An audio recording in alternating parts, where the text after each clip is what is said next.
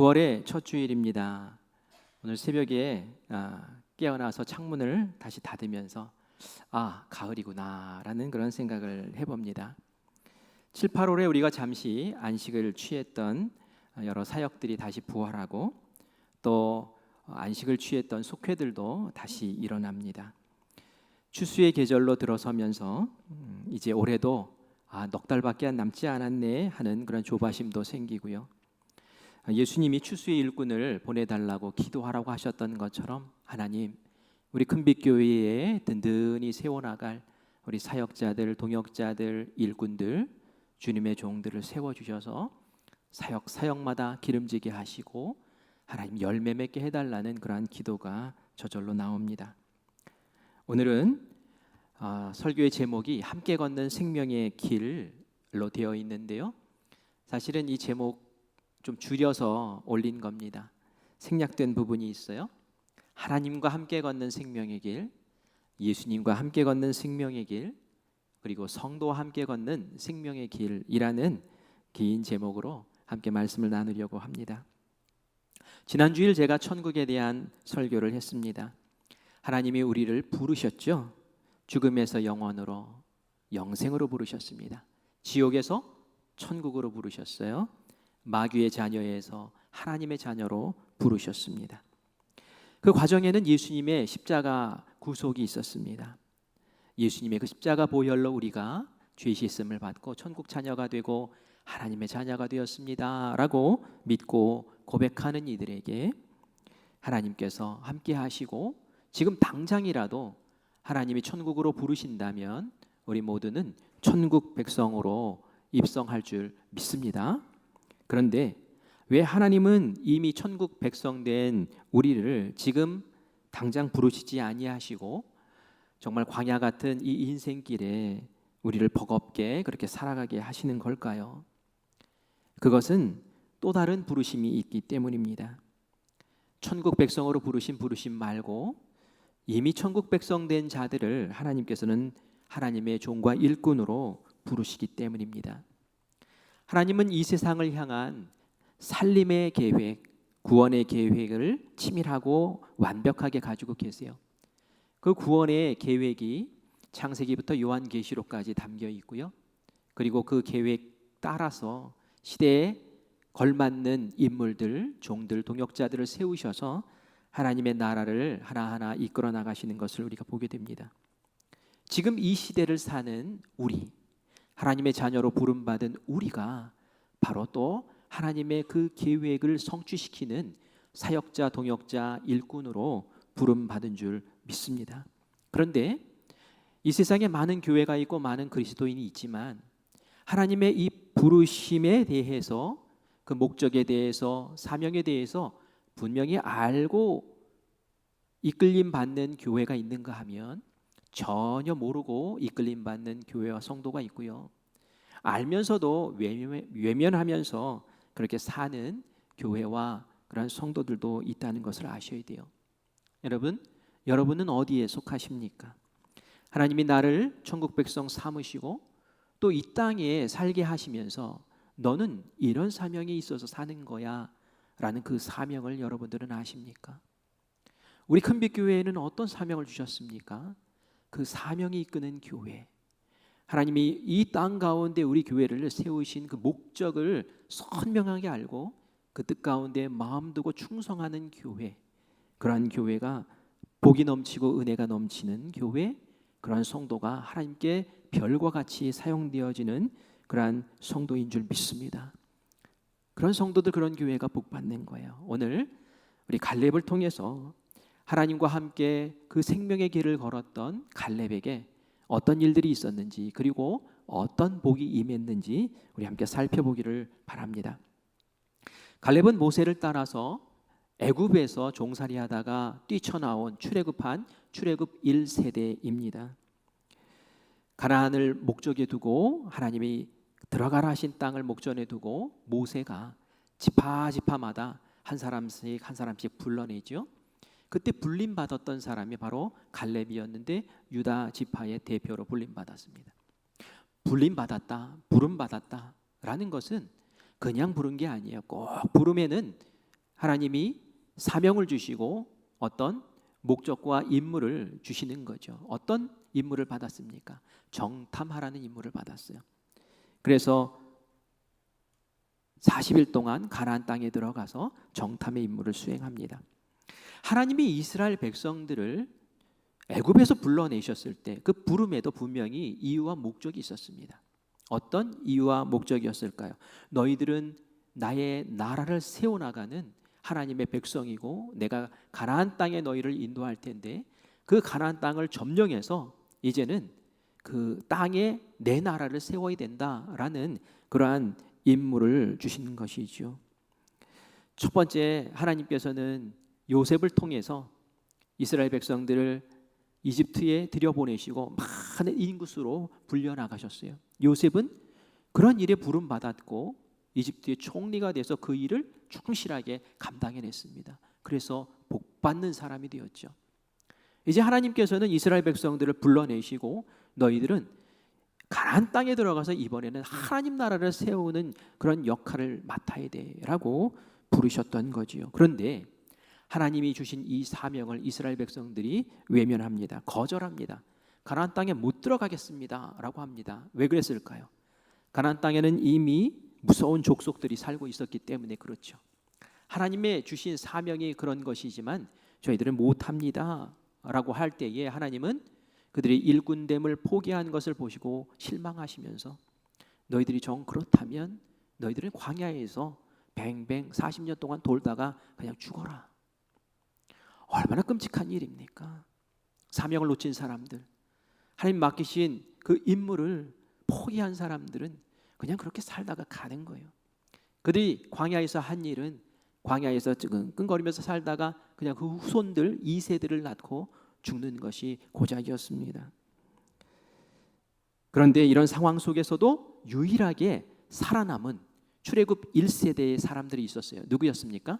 바로 여러분들이 잘 아는 여호수아와 갈렙이죠.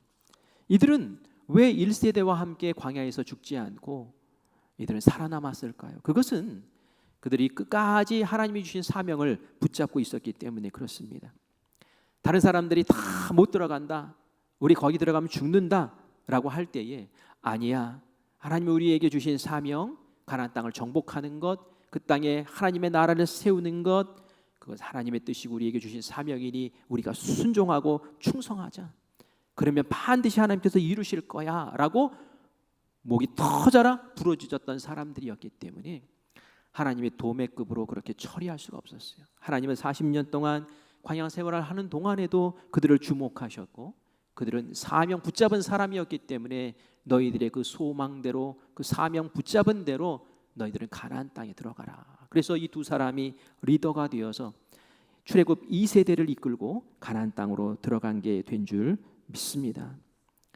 그래서 사명이라는 것이 중요한 거예요. 우리가 그냥 막 던져진 사람처럼 이 세상에서 생존에 급급해서 사는 인생이 아니라 하나님 나를 하나님의 자녀로 부르셨으면, 그런데 하나님이 당장 나를 천국으로 데려가시지 않는다면 이 땅에 살게 하시는 그 이유는 무엇이며 나에게 주신 삶의 이유와 목적, 그 사명은 무엇입니까? 라고 묻고 그것에 합당한 인생을 살아갈 때 우리의 삶에 기운이 솟고 생기가 돌고 그리고 그 사명 감당하며 이루어내는 열매의 복이 우리에게 넘치는 줄 믿습니다.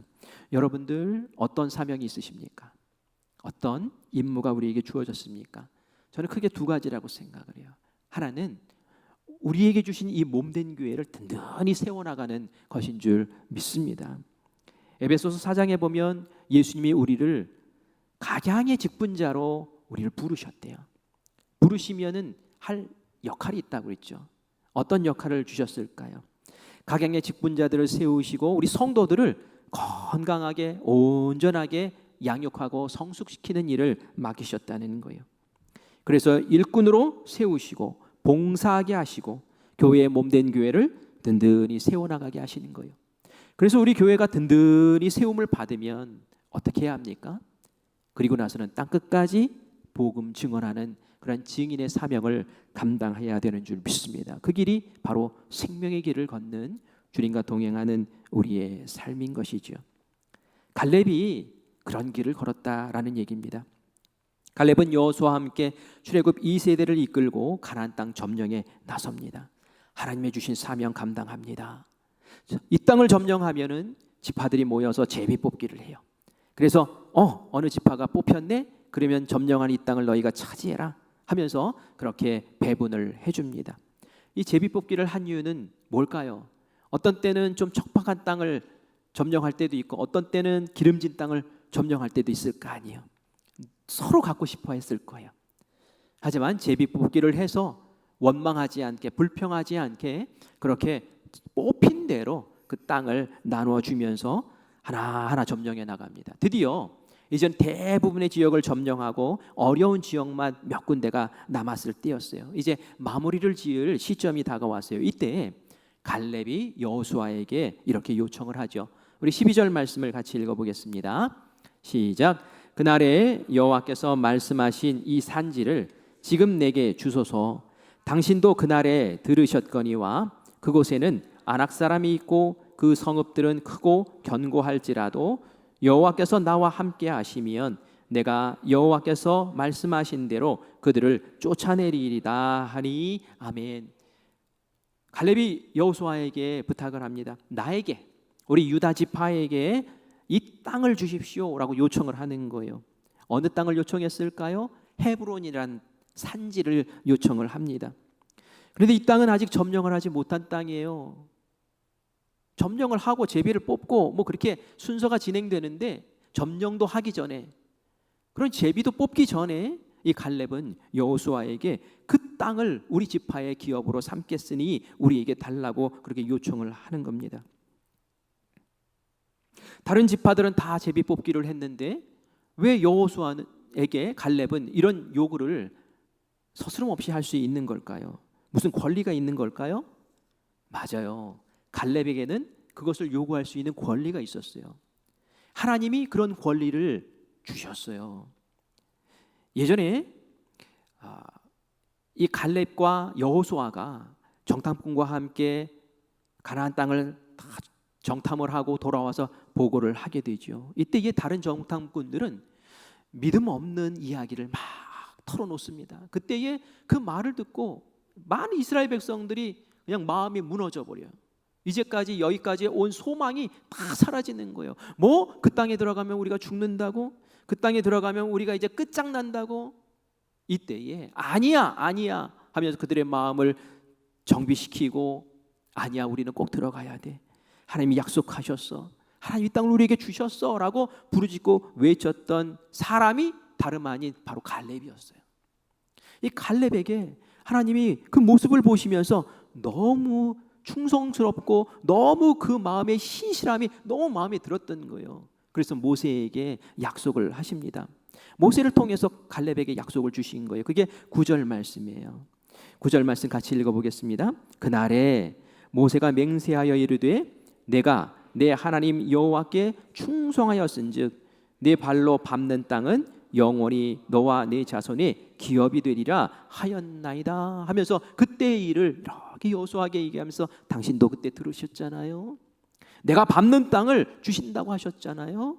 제가 밟을 땅이 있습니다. 그 땅을 저에게 주십시오라고 당당하게 요청하는 거예요.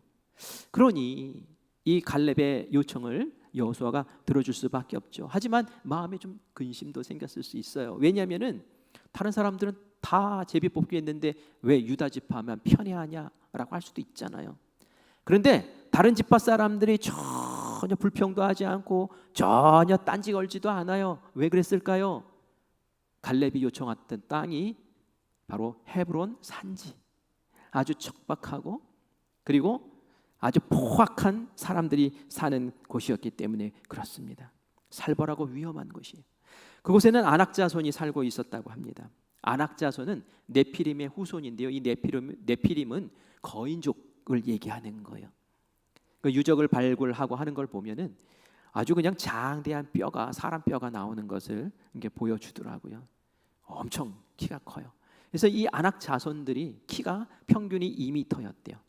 그리 더 큰 사람도 있었을 것 아니겠습니까? 힘도 세요. 거기다가 용맹하고 아주 호전적이에요. 그러니 그 땅을 갈렙이 나서서 유다 지파가 어떻게 해보겠다고 하니 다른 지파에서는 오히려 안심을 하는 거예요. 와, 우리가 피 안 흘려도 되겠구나. 저들이 저렇게 수고한다니 오히려 잘 됐다라며 박수를 해줄 그런 상황이 되었죠. 그리고 헤브론은 산지 지형이에요. 그래서 난공불락의 그 성을 가지고 있었기 때문에 이곳을 갈렙이 요구한다는 것에 대해서는 오히려 더 다른 사람들이 기뻐할 수 있었겠죠. 이 안악자손을 보면서 다른 정탐꾼들이 이렇게 보고를 한 적이 있어요. 우리가 그들에 비하면 메뚜기에 불과하다. 우리 들어가면 죽는다. 메뚜기에 불과하다라고 할 때 그 비교의 대상이 바로 안악자손이었다는 거예요. 이 안악자손은 장애물이었습니다. 이스라엘 백성들을 무너뜨린 걸림돌이었어요. 하지만 갈렙은 그곳에 도전하겠다는 거예요. 왜 갈렙은 이렇게 어려운 일에 자청하며 나섰을까요? 지금 갈렙의 나이가 85세예요. 85세면은 연세가 많이 들었잖아요. 좀 쉬셔야 될 그런 시기 아닙니까? 그런데 여호수아에게 갈렙이 사실은 내가 그렇게 수고하고 애쓰고 이렇게 노력했으니 나에게 좀 좋은 땅 좀 달라고 요청할 수도 있었을 거예요. 이스라엘에 가면은 참 척박합니다. 날씨도 참 덥고요, 물도 참 귀해요. 그래서 밑에 부분 이렇게 지역을 이렇게 다니다가 저 이스라엘 북쪽으로 올라가면 말이죠, 살기 좋은 땅이 막 보여요. 단이라는 곳에 가면 거기가 막 수원이 물이 터져 나오는 곳이거든요. 거기에 아주 울창한 그런 숲도 있고요. 날씨도 좋고 참 그곳에선 살고 싶다라는 그런 생각이 들 수밖에 없는 지역도 있어요. 갈릴리 호수, 거기 얼마나 물고기가 많이 납니까? 그 지역을 갈렙이 요구할 수도 있었어요. 하지만 그 척박하고 포악한 사람들이 사는 그 산성, 그 헤브론을 왜 갈렙은 그렇게 주장하면서 요청은 하는 걸까요? 먹기 살고 좋은 후손에게 물려줄 땅이 아닌 왜 그 땅을 요청하는 것이었을까요? 갈렙은 정탐꾼이 되어서 그 가나안 땅을 정탐하다가 이 헤브론을 봤을 때에 마음에 감동이 있었을 거예요.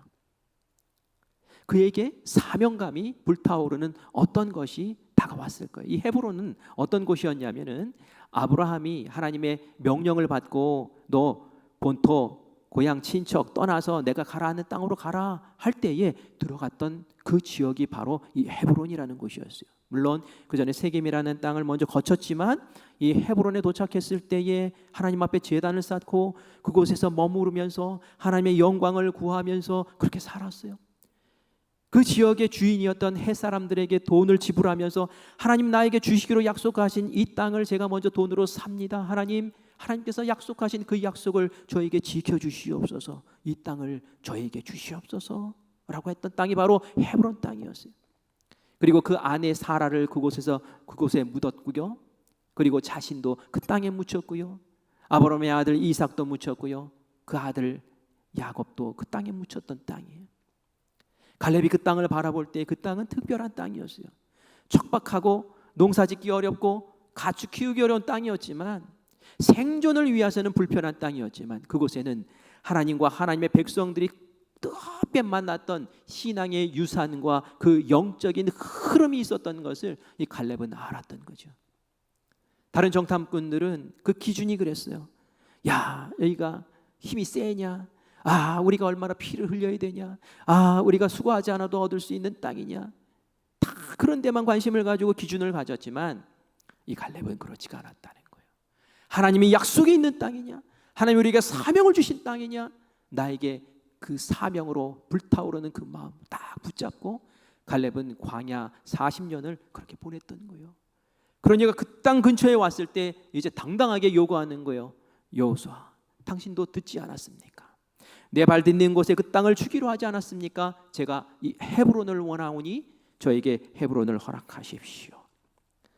아낙 족속의 체구가, 그 땅의 강한 성벽이 이 갈렙을 위협하지 못해요. 하나님이 주신 사명이, 하나님이 나와 함께 하신다는 그 뜨거운 믿음이 더 컸기 때문인 줄 믿습니다. 그래서 그는 고백했잖아요. 그들은 우리의 밥이다. 그들은 우리의 먹이다. 걱정하지 말아라. 염려하지 말아라. 우리가 이긴다. 그 마음이 40대의 마음이었지만 85세에도 여전했는 줄 믿습니다. 그래서 12절과 같이 아까 읽은 말씀의 그 후반절과 같이 얘기합니다. 안악 사람이 있고 그 성읍들은 크고 견고할지라도 여호와께서 나와 함께 하시면 내가 여호와께서 말씀하신 대로 그들을 쫓아내리라. 내가 할 수 있다. 헤브론을 나에게 맡겨라 라고 그렇게 당당히 요구할 수 있었던 것이죠. 그러나 그 길은 쉬운 길이 아니에요. 어려운 길이에요. 그래서 우리가 하나님과 함께 걷는 생명의 길은 꽃길이다? 아니에요. 꽃길이 아니다 라고 그렇게 이해를 해야 합니다. 결코 쉽지 않아요. 그래서 각오해서 걸어야 되는 길이에요.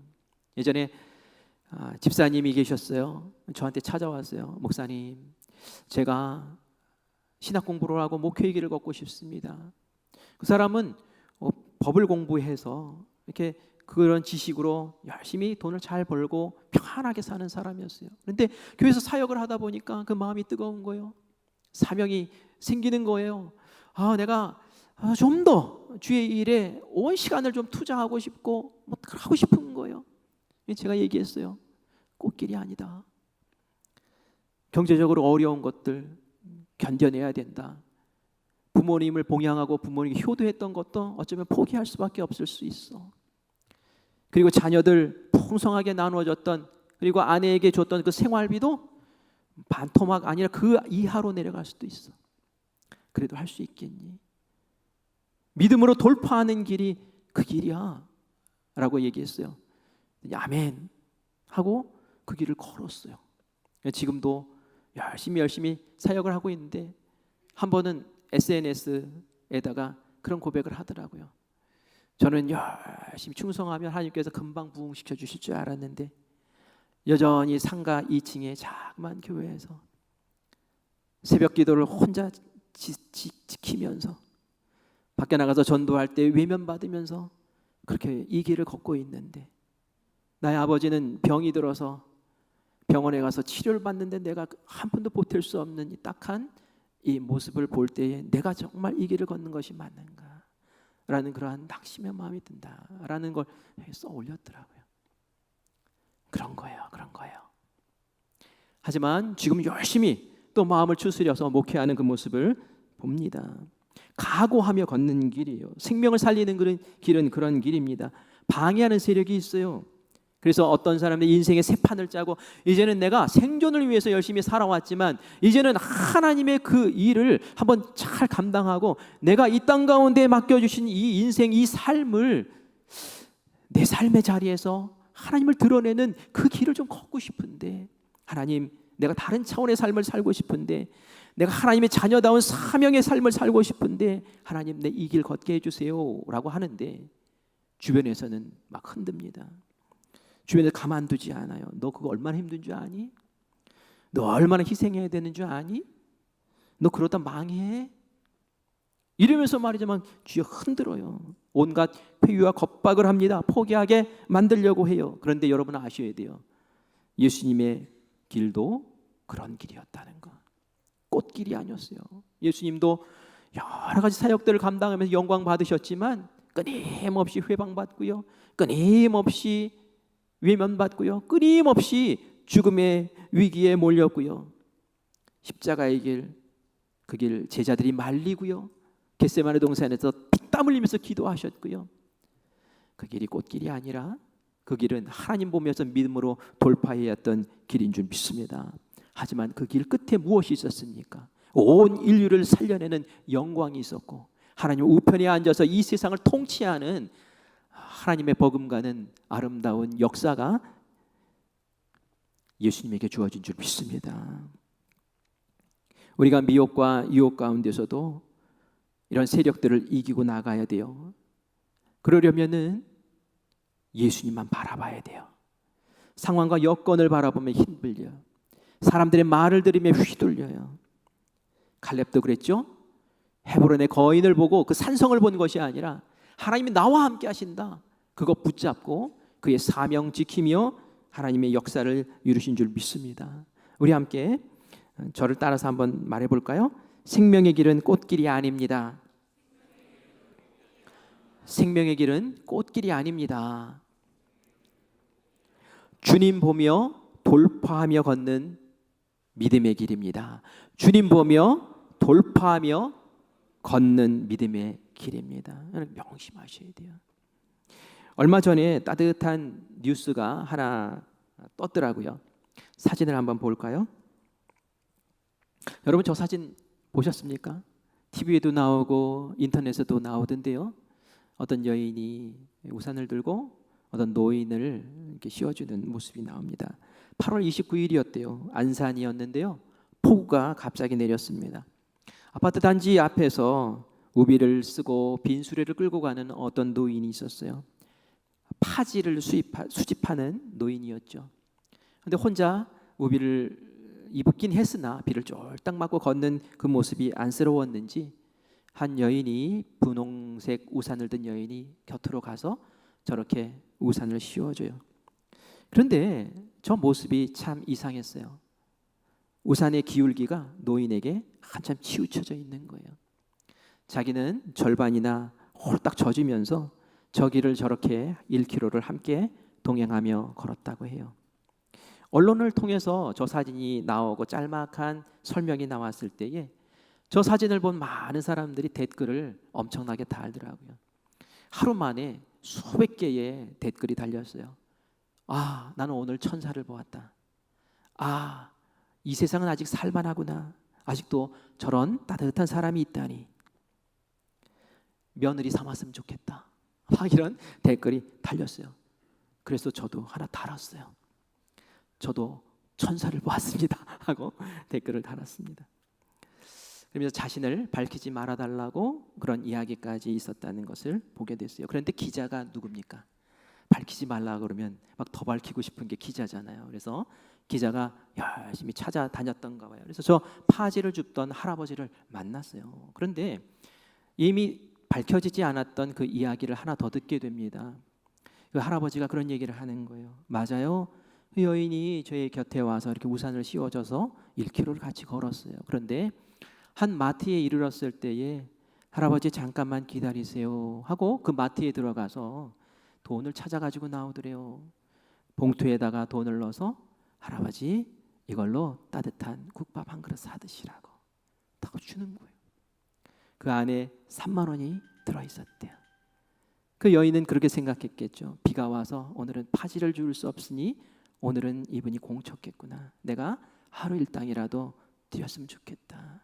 굶지 않으셨으면 좋겠네 하는 그 마음으로 그렇게 따뜻한 마음을 전했던 거예요.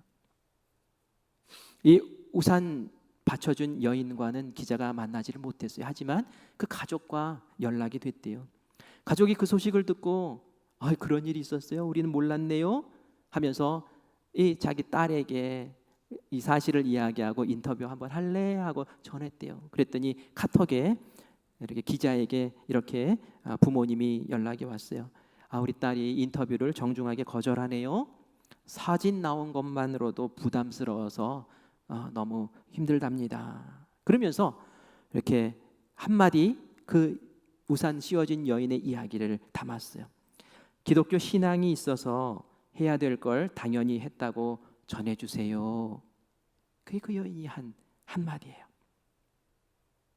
나에게 하나님 이 땅에 나를 자녀 삼으시고 예수님 나를 위해 피 흘려주셨고 그 사랑 붙잡고 내가 그리스도인으로 이 땅을 살기 때문에 내가 저 할아버지의 우산을 씌워드릴 수밖에 없었습니다. 그것은 내가 당연히 해야 될 나에게 주어진 사명이었습니다 라는 말로 저에게 들리더라고요.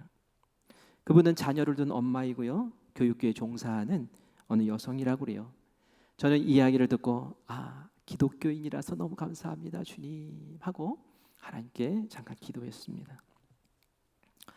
이분이 말이죠, 누구에게 드러나기 위해서 이렇게 했다면 우리에게 감동이 없었을 거예요. 이거 하고 칭찬받아야지, 영광받아야지 막 인터뷰를 했다면 아마 이 감동이 아마 사라져버렸을 거예요.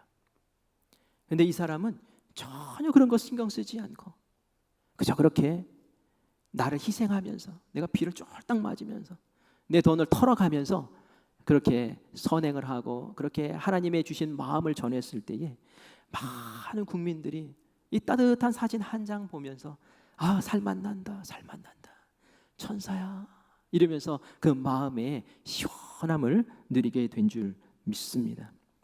희생이 필요하면 희생을 하는 겁니다. 희생이 있었기 때문에 생명이 살아나는 거고요. 희생이 있었기 때문에 그곳에 하나님의 영광이 드러나는 줄 믿습니다. 생명 살리는 길에는 이런 희생이 있는 거예요. 근데 내가 사명을 감당하려고 이렇게 봤더니 나한테 너무 많은 희생을 요구하네? 못하겠어? 갈렙이 만약에 그런 마음 먹었다면 그 헤브론 달라고 얘기하지 않았을 거예요. 내가 희생하더라도, 내가 애쓰더라도 그곳에 하나님의 영이 계시고 그것이 우리 신앙의 본터라면 내가 어떤 희생을 감수하더라도 나에게 주신 사명 감당해내고 말리라. 그것이 바로 사명자의 길인 줄 믿습니다. 이걸 알고 행했던 이 갈렙, 나중에 어마어마한 복을 받는 것을 보게 됩니다. 여호수아가 이 갈렙에게 허락을 하죠. 축복을 합니다. 그래, 우리 갈렙을 통해서 하나님 저 땅을 점령하시고 이 땅을 주시옵소서, 복을 주시옵소서 하고 축복합니다. 갈렙은 아주 손쉽게 이 헤브론을 함락시킵니다. 어떻게 이렇게 손쉽게 함락시켰을까요? 하나님이 함께 하시니까. 답은 간단해요. 하나님이 사명 주시면 하나님이 함께 하시고 그 일을 이루게 하시는 줄 믿습니다. 그리고 15절과 같은 말씀으로 민수기 14장이 마칩니다. 우리 같이 읽어볼까요? 헤브론의 옛 이름은 기럇 아르바라. 아르바는 아낙 사람 가운데서 가장 큰 사람이었더라. 그리고 그 땅에 전쟁이 그쳤더라. 전쟁이 그쳤더라. 전쟁이 그쳤더라. 다 그것을 점령하고 나서 하나님이 이스라엘 백성들과 갈렙과 여호수아와 함께 그 사명 감당한 그 자리에 이제는 너희들 완수했으니 온전한 평화를 주마 하면서 그 땅에 하나님이 평화를 주신 줄 믿습니다. 갈렙에게 하나님이 어마어마한 복을 주세요. 이 갈렙을 설명할 때에 여분네의 아들이라고 오늘 말씀 가운데도 나오죠. 여분네의 아들. 그런데 민수기 32장 12절에 보면 조금 더 설명을 붙입니다. 그나스 사람 여분네의 아들이라고요. 근데 이 그나스가 바로 이방 족속입니다. 사실 갈렙은 순수한 유대인 혈통이 아닌 거예요. 이방 족속이었어요. 그런데 이 그나스 사람 여분네의 아들 이 갈렙이 유다 지파에 함께 스며들었던 거예요.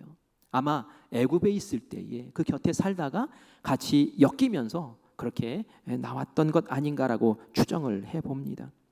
그런데 그 사람이 유대 지파의 리더가 되고 그리고 이 헤브론을 점령하고 이 헤브론은 나중에 다윗이 남유다를 통치할 때에 수도 역할을 하는 정치 중심지가 되고 하나님을 예배하는 예배의 장소가 된 줄 믿습니다. 이렇게 복을 주시는 거예요. 그리고 그 후손들 가운데 다윗이 탄생했고요. 다윗의 그 후손들이 계속 이스라엘을 지배하는 왕의 족보를 이어갑니다. 그리고 그 족보 끝에 예수님이 탄생하시잖아요. 이방 족속 갈렙. 하지만 하나님의 사명을 붙잡고 그 사명을 이루기 위해서 충성하고 희생을 두려워하지 않고 하나님 붙잡고 휘둘리지 아니하고 그 길을 걸었을 때에 하나님은 그 후손 만대에 이르기까지 복에 복을 더하신 줄 믿습니다.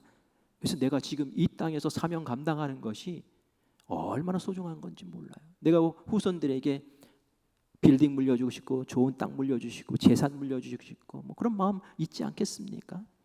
하지만 그것은 그 대에 가면 끝나요. 때로는 그것을 다 날려버려요.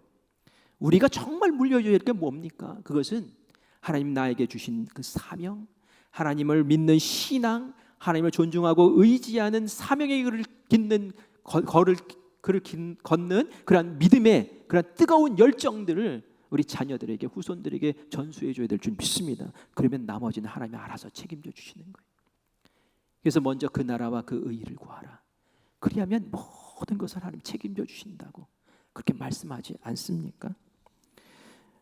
우리가 이 갈렙을 보면서 이 사명이라는 것이 나에게 부담이 아니구나. 이것은 복의 길로 나를 인도하시는 것이구나. 감당할 능력도 주시고 하나님이 함께 하시면서 되지 아니할 것처럼 보이는 것 되게 만드시는 것이 바로 이 사명의 길이구나 라는 것을 다시 마음 가운데 새기시를 간절히 원합니다. 한 가지만 더 말씀드리고 마칠게요. 이 생명의 길, 함께 걷는 이 길은 하나님과도 함께 걷고 예수님과도 함께 걷지만 우리 교인들이 함께 걷는 길이에요. 저는 갈렙의 이야기를 보면서 참 마음에 감탄하는 것이 뭐냐면은, 갈렙과 여호수아 누가 더 나이가 많을까요? 갈렙이 더 많아요. 연장자예요. 이스라엘도 장유 유서 뭐 이런 거 있지 않았겠습니까? 그런데 하나님이 다른 사람이 아니라 이 갈렙이 아닌 여호수아를 모세의 후계자로 세우시고 네가 리더해 하는 거예요. 똑같이 정탐하고 와서 오히려 여러분 그들은 우리의 밥입니다. 여러분 포기하지 마십시오. 하나님의 뜻이 있습니다 하면서 막 그 사람들을 달래면서 그 어려운 상황 가운데 목소리 터지라고 외쳤던 사람 갈렙이에요. 근데 하나님이 갈렙을 싹 빼놓으시고 여호수아를 딱 세우시네요. 여러분이 갈렙 입장이라면 어떨 것 같아요? 서운하지 않겠습니까? 속상하지 않겠습니까? 시기하는 마음 들지 않겠습니까? 근데 성경 어느 곳을 봐도 갈렙은 그러지 않아요. 갈렙은 여호수아를 리더로 딱 존중하면서 그 곁에서 열심히 충성하면서 자기의 사역을 감당합니다. 제가 왜 이것이 대단하다고 생각을 하냐면은, 예수님의 제자들 보세요. 예수님이 성찬을 하시면서 이제는 십자가에 달 죽겠다고 하는데 서로 그냥 막 싸웁니다. 싸움의 이유는 뭡니까? 누가 높으냐는 거예요. 누가 높아지느냐, 누가 인정받느냐, 누가 박수 받느냐, 이런 거예요. 그러면 말이죠, 그 생명의 길 함께 걸을 수 없습니다. 모세도 보십시오. 모세의 누나 미리암, 모세의 형 아론, 연장자들이잖아요. 모세가 이방 여인과 결혼했다, 꼬투리를 잡았어요. 그리고 나서는 모세를 책망합니다. 얘기합니다. 너만 하나님 만나냐? 우리도 하나님과 소통한다. 우리도 하나님의 리더야. 그러면서 말이죠, 막 그냥 권위에 도전하고 막 늘어붙어서 모세를 괴롭힙니다. 이게 사람의 모습이라는 거예요. 같은 길을 걷는 것 같으면서도 그 길을 회방하고 무너뜨리고 어렵게 만드는, 이러면 생명의 길 함께 갈 수 없습니다. 갈렙이 위대한 것은 여호수아는 여호수아에게 주신 하나님의 사명이 있고 그 임무가 있고, 나 갈렙에게는 하나님이 주신 특별한 사명, 이 헤브론을 점령하는, 헤브론을 하나님의 도성으로 만드는 이 사명이 나에게 있어. 그 사명과 이 사명은 다른 거예요. 그 사명 붙잡고 그것을 위해서 충성할 때에 하나님께서 역사를 이루신 줄 믿습니다. 갈렙은 성령 충만한 사람이었어요. 그러니 누가 높고 누가 낮고 이런 것들에 연연하지 않습니다. 하나님의 명령에만 순종하고 그 뜻에만 관심을 갖고 그 사명에만 충성하였더니 갈렙을 통해서 그 유대 지파를 세우시고, 지금도 유대인이라고 하잖아요. 그 후손들이 지금도 이 땅을 지켜나가면서 하나님께 영광 돌리는 줄 믿습니다. 우리 사랑하는 성도님들, 사명을 두려워하지 마세요. 사명 받은 걸 감사하세요. 나를 이 땅에 그냥 다른 짐승처럼 먹고 싸고 낳고 그러고 끝나는 인생이 아니라, 하나님의 그 거룩하시고 영광스러운 일에 나를 부르셨구나, 나를 불러주시다니, 하나님 그것 때문에 내 마음이 설렙니다. 하나님 그 일을 내가 감당하게 하실 줄 믿습니다. 그 일을 감당할 때에 하나님께서 나를 통해서 이 후대 만대에 이르도록 하나님께서 영광의 복을 허락하실 줄 믿습니다. 그 영광의 자리에 서는 우리 성도님들 되시기를 간절히 원합니다. 그리고 우리 교회가 이 세상에 많은 교회들이 있지만 정말 사명을 알고 그 사명하는 감당하는 교회로 빛처럼 일어서는 큰 빛의 교회가 되기를 간절히 소망합니다. 하나님 영광 받으시옵소서. 아멘. 우리 함께 찬양하겠습니다. 이 찬양이 오늘 우리가 읽은 말씀을 주제로 한 찬양이에요. 이 산지를 내게 주소서, 이 산지를 내게 주소서. 이 갈렙의 고백이 우리의 고백이 되기를 원합니다. 우리 가사를 생각하면서 함께 찬양하겠습니다.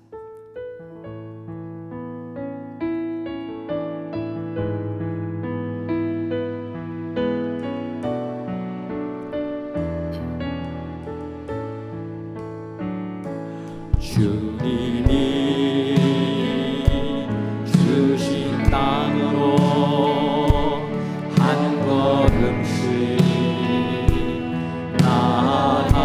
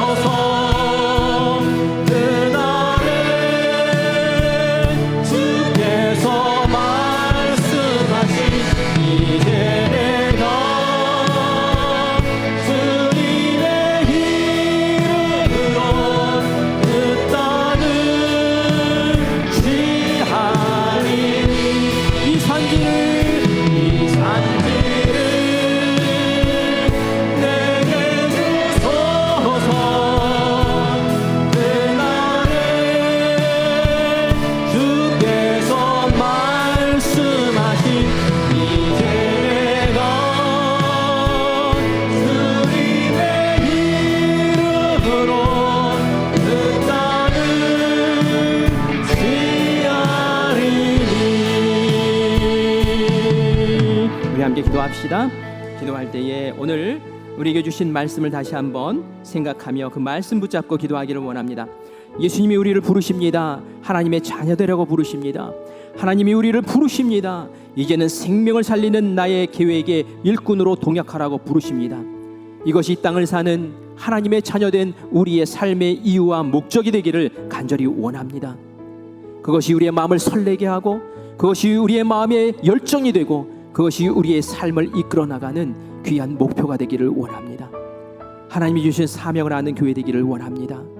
그래서 생명의 길을 함께 걷는 우리 되기를 원합니다. 하나님께서 감당할 능력 주실 줄 믿습니다. 꽃길이 아니지만 돌파할 수 있는 믿음을 주셔서 하나님의 그 영광의 자리에 우리로 착하고 충성된 종으로 세우실 줄 믿습니다. 갈렙에게 복 주신 하나님이 우리 하나님이신 줄 믿습니다. 사명을 완수하고 하나님께 칭찬받을 때에 우리 자손 만대 이르도록 주님께서 베푸시는 복이 있을 줄 믿습니다. 우리 함께 이 생명의 길을 걷는 동역자가 됩시다. 그 길에 여러분을 초청합니다. 주님, 저를 사용하여 주시옵소서. 내 삶을 사용하여 주시옵소서. 사역을 두려워하지 말게 하시고, 사명을 두려워하지 말게 하시고, 그 일을 이루어내는 주님의 동역자, 일꾼 되게 하여 주시옵소서. 우리 주님 한번 부르고 함께 합심해서 기도하겠습니다. 주여, 하나님의 은혜를 감사합니다. 우리가 9월 가을을 시작합니다. 하나님, 안식에 처해있던 그 모든 것들이 다시 한번 흔들어 깨어나며 아버지 주님께서 맡기신 귀한 사명과 그 사역의 일을 우리 함께 걷기를 원합니다. 하나님, 두려워하지 말게 하시옵소서. 염려하지 말게 하여 주시옵소서.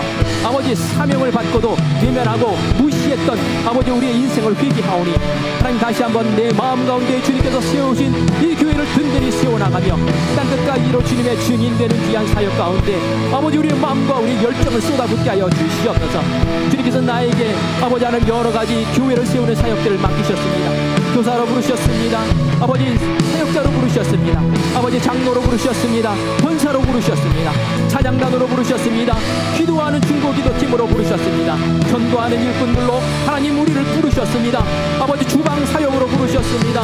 아버지 하나님 주님의 몸된 교회를 섬기는 청결의 사역으로 나를 부르셨습니다. 아버지 하나님, 우리의 부름의 그 터 위에서 하나님 아버지 충성을 다하게 하시고 최선을 다하게 하여 주시옵소서. 두려워하지 말게 하시옵소서. 염려하지 말게 하여 주시옵소서. 세상의 허탄한 일에 내 마음 흔들리지 않게 하여 주시옵소서. 내가 어려울까, 나에게 손해가 될까, 그거 판단하는 것보다 주님께서 주신 사명이 무엇인지를, 주님께서 주시는 은혜가 무엇인지를 다시 한번 붙잡고 서는 우리 모두가 되게 하여 주시옵소서. 우리 교회 쓰임받는 교회 되게 하여 주시고, 우리 사랑하는 성도들 쓰임받는 일꾼 되게 하여 주시어서 그 자손 만대에 이르는 아름다운 복이 넘치게 하여 주시옵소서. 주님께서 역사하실 줄 믿습니다. 주님께서 이 산지를 우리에게 주실 줄 믿습니다. 성령 하나님 함께 하여 주시고 우리를 이끌어 주시옵소서. 감사드리며 예수님의 이름으로 기도합니다. 하나님 은혜를 감사합니다. 오늘 9월을 시작하며 우리에게 주신 사명의 자리를 다시 한번 확인합니다. 하나님, 세상의 많은 교회들, 많은 그리스도인들이 주님 우리에게 주신 임무와 사명을 망각하고 외면하고 살지만 하나님, 우리 금빛교회는 하나님의 사명 가운데 마음이 뜨거운 교회 되게 하신 줄 믿습니다. 사명의 길로 우리를 부르셨을 때에 나의 형편과 나의 유익을 따지는 것이 아니라 희생하며 믿음으로 나아가서는 그 자리 끝자락에 하나님께서 영원한 복을 허락하여 주시고 우리 자손 만대에 이르는 영광을 허락하실 것을 믿고 하나님의 마음을 시원하게 해드리는 우리 사랑하는 믿음의 용사들 되게 하여 주시기를 간절히 원합니다. 하나님, 우리로 생명 살리는 아름다운 사역들 펼치게 하셔서 너무나 감사합니다. 우리 다음 세대들을 주님께서 만나주시고 우리 사랑하는 성도들의 가정들을 주님께서 세워주시고 저들의 삶의 터 위에서도 복음 증언하는 아름다운 역사들이 일어나게 하여 주심으로 이 지역사회에 꼭 필요한 교회, 칭찬받고 인정받는 교회, 하나님의 복의 통로가 되는 교회로 주님 우리를 든든히 세워 주시옵소서. 주님께서 갈렙과 함께 하셨던 것처럼 이 9월에 우리와 함께 하시고 우리를 승리케 하실 줄 믿사옵고 살아계신 예수님의 이름으로 간절히 기도합니다. 아멘.